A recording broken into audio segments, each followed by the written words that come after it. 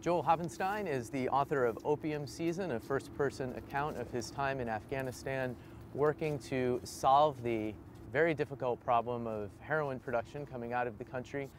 And what your group tried to do was give an alternate means of income to the people who were there, and you found all kinds of trouble and eventually tragedy in your time there. Thanks for making some time. I know you just got off a plane. Oh, well, no problem. Thanks a lot for having me here for the interview. The jet lag doesn't show as much as you might think. I slept a lot on the plane. I've been traveling for more or less 36 hours by road and train from Afghanistan to get here, and there's a lot of time to catch naps in there. I want to read a quote from the conclusion or towards the end of your book, and then kind of get your take on what kind of the problems are there and what the possible solutions are.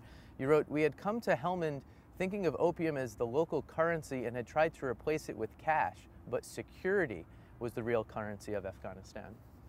So I guess, first of all, talk about your project and what you learned and what your conclusions are from that time.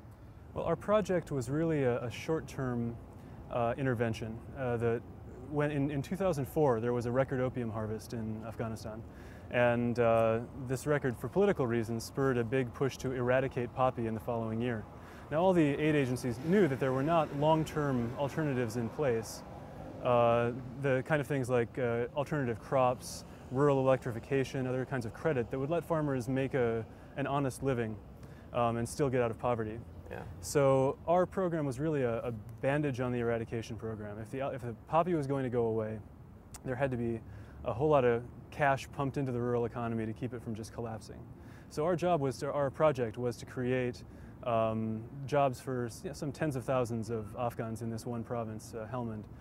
If we'd survived to the end of the project, it would have been about 50,000 people all told who would have gotten jobs. So the idea is poppy is the easiest thing to grow. It's the most lucrative thing to grow. You can destroy the fields, but you're just going to create all kinds of chaos throughout that part of the area, so you bring the people other work. It seems like a pretty good idea. What were the pitfalls with that plan?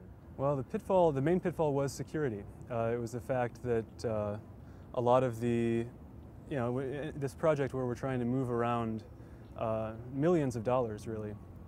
And you tell these great stories of there being no banks. You just had to physically carry the money. Yep. Now there is an informal banking system that allowed us to get it down from Kabul to our headquarters down south without actually having to carry it down ourselves. And how do you do that? Well, it's called the Hawala system, and you basically tell a money changer up in Kabul how much money you need down in the south, and he phones his cousin in the south and says, give him this much money, and then they sort it out behind the scenes, sort of evening the books afterward. It's like wiring money without the wire. Oh, exactly, and it comes at a really low rate. It's how most of the aid projects in Afghanistan get their money around, and it's also how a lot of the drug traffickers and terrorists also get their money around. At least one person you quote in the book said that he thought ultimately you guys came under attack because you did too good of a job of starving the drug runners out of their workers. That hadn't been our intention. I mean, some people in the State Department thought of our program that way, but because of the wage level that we set, which was only about $3.50 to $4 a day, we knew that the poppy traffickers could, in theory, compete with that. They were paying what, $6 about? About $6 the previous year, and we'd heard $7 in the year that we were working there.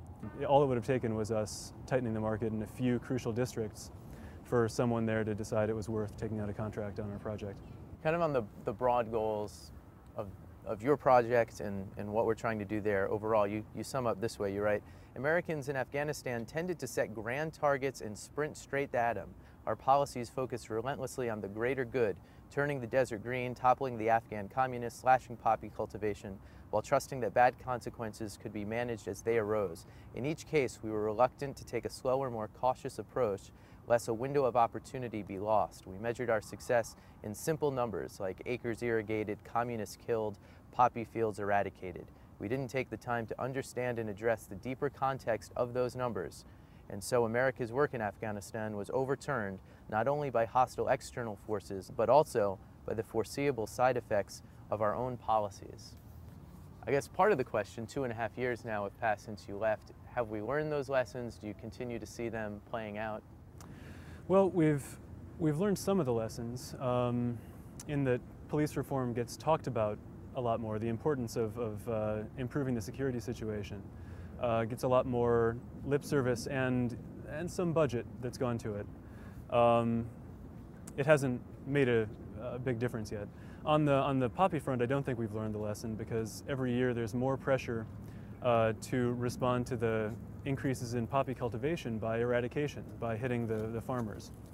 I think the effects of that would clearly be impoverishing far more people than even very successful aid projects can compensate for. And in the broader context of what we're trying to do in Afghanistan, I mean, really it's about a counterinsurgency. We're not going to help Afghanistan become a stable, functional state unless we can win over the population. Fundamentally, what keeps the insurgency going and will keep the insurgency going is the base they have in Pakistan and the collusion of the Pakistani government to some extent in the insurgency. As long as that goes on, you can cut out any share of the Taliban funding that you want to, but the insurgency will continue. And if you cut out that funding in a way that hurts millions of Afghan farmers and laborers, you're going to end up with a poorer but a stronger insurgency. I mean, you just came from there yesterday. Are things better than they were 2.5 years ago on that front? In Helmand province, they're terrible. They're much worse than they were 2.5 years ago. As far as security? As far as security goes. What are you doing there? The attacks that happened at the end of our project were the start of a Taliban resurgence that has just gotten worse with almost each month since then. I spoke only a few days ago with Haji Habibullah, who's the sort of old patriarch of our project. I mentioned him in the book. And he's very, very depressed about the prospects for Helmand. And it is hard to see the extent of the Taliban strength there and the opium trafficking there going away anytime soon. But at the same time, a couple of days ago I drove over the mountains from northern Afghanistan down to Kabul. And you can see the power pylons going up that are going to finally bring in enough electricity for Kabul from Tajikistan and Uzbekistan. There's a lot of areas where agriculture is in vastly better shape than it was a few years ago. A lot of areas where, whether you look at it from a security perspective or an economic perspective, things have improved. There's still room for more improvement, there's no question about that. But the country really it does seem to be getting much more insecure in the south and east, in the areas that border Pakistan, more or less, whereas the rest of the country has improved, has improved considerably. But you left in May 2005 in the wake of terrible violence that killed a significant number of your party. Was it 6? It was 11 people total died, and some of those were friends and family of our workers, but 11 people total were killed. And you're saying it's gotten worse for each of the 29 months since you've been gone. So what are you still doing there? Well, I'm not currently working down in the south anymore. I have friends who still are, and they're mostly inside a bunker. They rarely are able to get out. They're doing what they can. They're also doing some electrification, some road work, things like that can be done under heavy security. But up in the north where I'm working, there's quite a lot that can be done. Is the work program no more, or is it still going on? The work program continues to be a part of what USAID's doing across Afghanistan, because it's politically popular and because to the extent that there is any eradication going on, they do want to still provide a certain cushion for that transition. And it's an easy way to get numbers. But I think Which numbers? Numbers of results, numbers you can say we've paid so many people. So you think it's a lot of political nonsense? Well, it's not entirely political nonsense. It's, there's an importance to politically popular programs there. There's an importance to programs that make people feel like the Afghan government and the Westerners are doing something. And in a lot of cases, putting a few hundred people to work, fixing up a road or a canal, it is popular, and people do see it as an improvement.